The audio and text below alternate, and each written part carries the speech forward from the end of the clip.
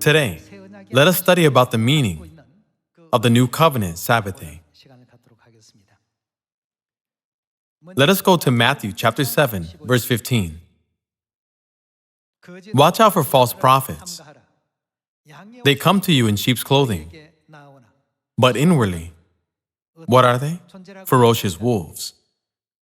Since they are wolves who kill our souls, wearing sheep's clothing, God asked us to watch out for false prophets. Verse 16. By their fruit you will recognize them. Do people pick grapes from thorn bushes or figs from thistles? Likewise, every good tree bears good fruit, but a bad tree bears bad fruit. A good tree cannot bear bad fruit, and a bad tree cannot bear good fruit.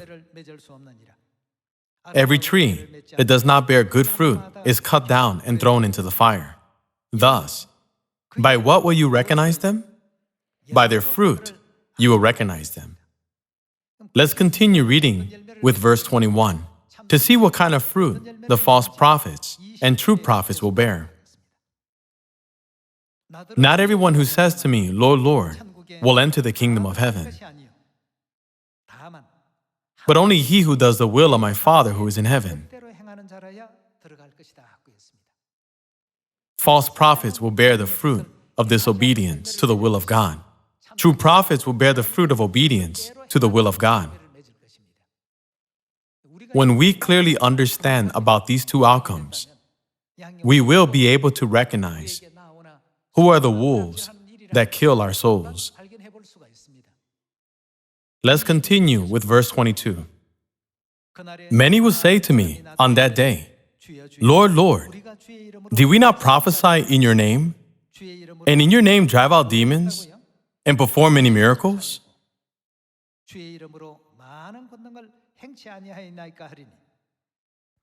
Then I will tell them plainly, I never knew you. Away from me, you evildoers. Next, by studying about the Sabbath day, let us distinguish between what is the true law and what is lawlessness. False prophets also carry out religious practices by saying, Lord, Lord. Indeed, they carry out their religious practices, and so do we. Both are practicing something. However, one will bear the fruit of lawlessness, and the other will bear the fruit of the truth, according to the will of God. Today, many churches are keeping Sunday worship instead of the Sabbath day. They are keeping Sunday worship while we are keeping the Sabbath day. Among these two, which one will God accept as the truth? And which one is lawlessness? Let's go to Genesis chapter 2, verse 1. Thus the heavens and the earth were completed in all their vast array. By the seventh day, God had finished the work he had been doing. So on the seventh day, what did he do? He rested from all his work. It is written as the day that God rested. God named this day as Sabbath. Let's continue on verse 3. And God blessed the seventh day and made it holy, because on it he rested from all the work of creating that he had done.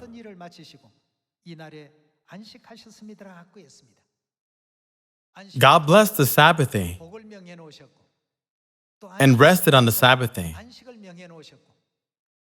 God also made the Sabbath day holy.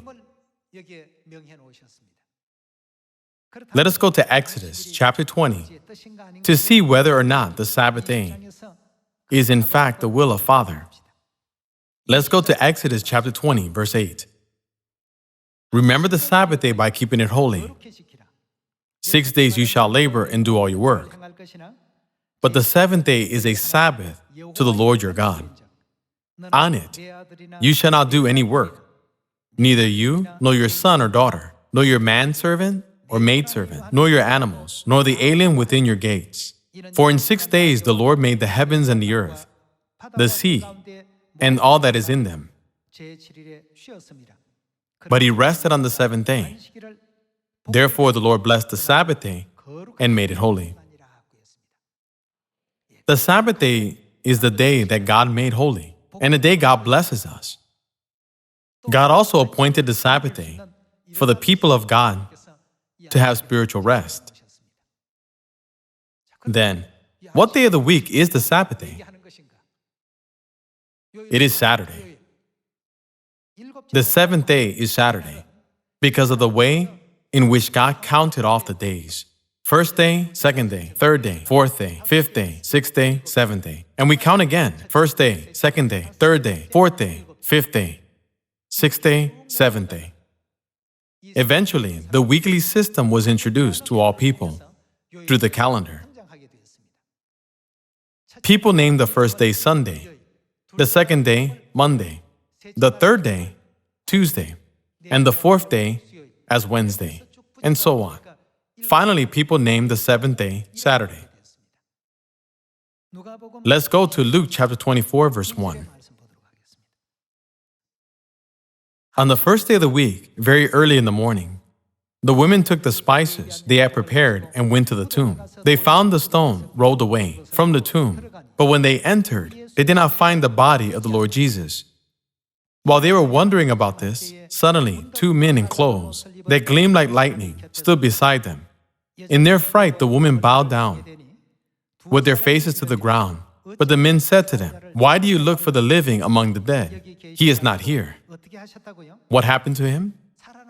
He has risen."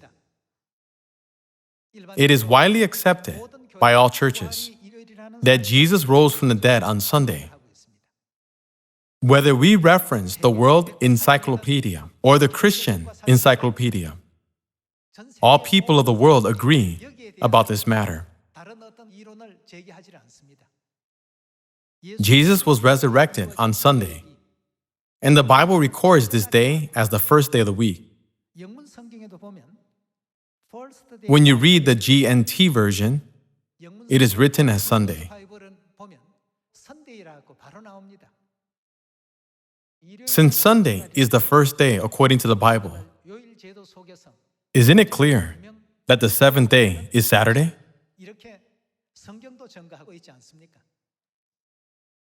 Whenever God tells us to do something, Satan always tells us to do the opposite. God says to us, keep the Sabbath day. Satan says, keep Sunday worship. Everyone, whose words should we obey? It is written, only he who does the will of my Father, who is in heaven, will enter the kingdom of heaven. God Elohim allows us to realize the new covenant Sabbath day. They proclaim the truth of life to us, which we did not know before, leading us to the path set by God so that we can receive salvation. Once again, we give thanks, honor, and praise to Elohim God, our Father and Mother. Thank you very much.